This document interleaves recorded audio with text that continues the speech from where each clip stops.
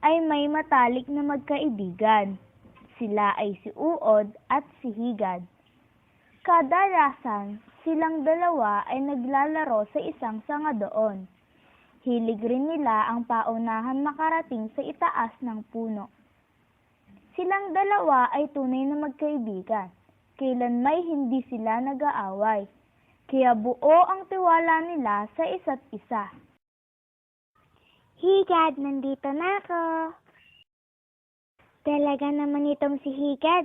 Nais pa akong surpresahin. Higad, lumabas ka na dyan. Ang tagal naman lumabas ni Higad. Naku, baka kaya siya nagkaganon dahil may sakit siya. Ano nang gagawin ko? Paano na kapag hindi siya bumalik sa dati? Mukhang gagaling na si Higad. Teka muna, kailangan kong magdala ng regalo para paggaling niya, masaya siya. Akala ko ikaw na si Higad. Naghihintay ako ng matagal sa kanyang paggaling, ngunit hindi siya ang lumabas. Ako ito, Uod. Huwag ka sanang magtaka sa iyong nakita. Pero ang kaibigan ko'y walang pakpak at gumagapang lamang katulad ko. Sana'y maintindihan mo ang mga pangyayaring ito. Ganito lang talaga ang nangyayari kapag kami ay lumalaki na. Kung gayon, ikaw pa rin si Higad ngunit nagkaroon lamang ng pakpak?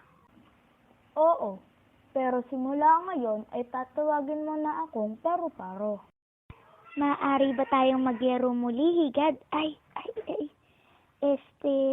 Paro-paro? Oo naman. Alam ko na. Maglaro ulit tayo ng magpaunahan papunta ang itaas ng puno. Pero Uod, hindi na ako katulad ng dati na nakakagapang. Ako ay nalipad na.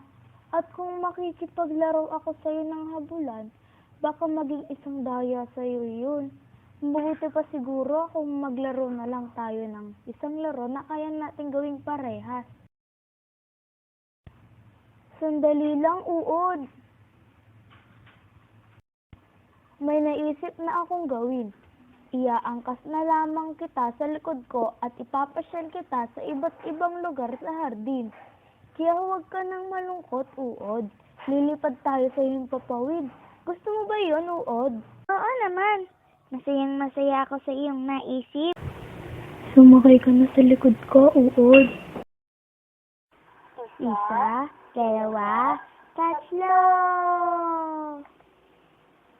Maraming salamat sa iyo, Paro-Paro. Walang anuman, kaibigan. Diba ang motto natin?